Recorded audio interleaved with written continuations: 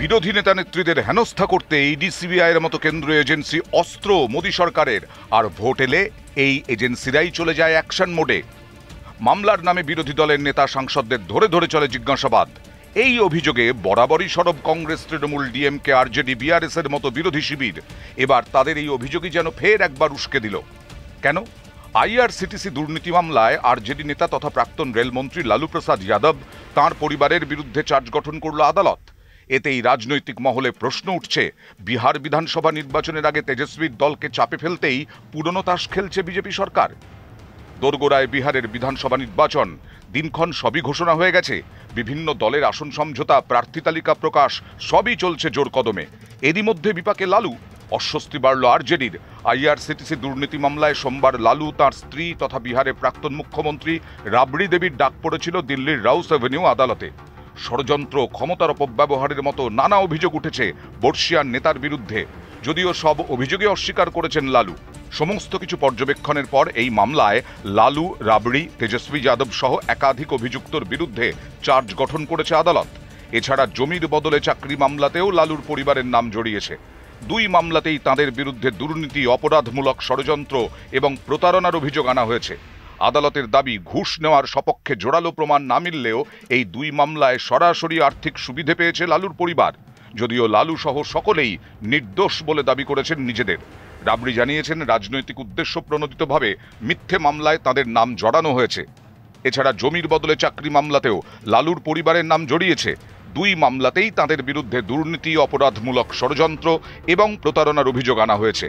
আদালতের দাবি, ঘুষ নেওয়ার সপক্ষে জোরালো প্রমাণ না মিললেও এই দুই মামলায় সরাসরি আর্থিক সুবিধে পেয়েছে লালুর পরিবার।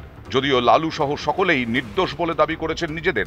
রাবড়ি জানিয়েছেন, রাজনৈতিক উদ্দেশ্য প্রণোদিতভাবে মিথ্যে মামলায় তাদের নাম জড়ানো হয়েছে। 2004 থেকে 2009 রেলমন্ত্রী ছিলেন লালু যাদব। তার বিরুদ্ধে অভিযোগ, সেই সময় আইআরসিটিসির হোটেলগুলির রক্ষণাবেক্ষণের জন্য যে চুক্তি বরাদ্দ করা হয় সেখানে দুর্নীতি করেছেন। আইআরসিটিসির দুটি হোটেল, বিএনআর পুরী এবং বিএনআর রাঁচির রক্ষণাবেক্ষণের দায়িত্ব পায় সুজাতা হোটেল। অভিযোগ, সেই চুক্তি পাইয়ে দেওয়ার জন্য বেনামি সংস্থার মাধ্যমে বহু মূল্যের 3 একর জমি নিয়েছেন লালু। 2017-এ লালু যাদব এবং তার পরিবারের বিরুদ্ধে এফআইআর দায়ের করে সিবিআই। দিল্লি কোর্টকে সিবিআই জানায়, অভিযুক্তদের বিরুদ্ধে চার্জ গঠনের জন্য যথেষ্ট সাক্ষ্য প্রমাণ রয়েছে। যদিও এই দাবি নস্যাৎ করে দিয়েছেন লালুর আইনজীবী।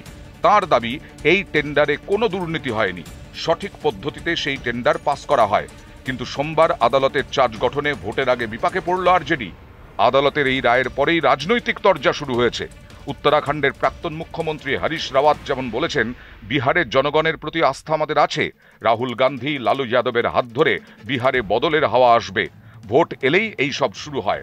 चुनाव को प्रभावित करने के लिए सत्ता हर तरीके के नाटक कर रही है, हर तरीके के नाटक कर रही है। मगर हमें बिहार की जनता पर पूरा भरोसा है। बिहार परिवर्तन की राह दिखाएगा और पूरे राष्ट्र को राह दिखाएगा।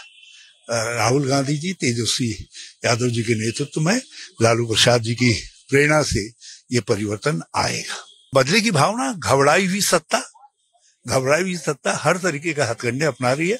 मगर एक समय होता है, ये हथकंडे पीछे बहुत चल गए, लेकिन अब लोगों ने बदलाव का मन बना लिया है। अब बदलाव आएगा। অন্যদিকে বিহারের বিজেপি মন্ত্রী নীরজ কুমার বাবলু বলেছেন, কোনো সংস্থার অপব্যবহার করা হচ্ছে না, প্রমাণের ভিত্তিতে পদক্ষেপ করা হচ্ছে। পোক্ত প্রমাণের ভিত্তিতেই চার্জশিট গঠন করা হয়েছে।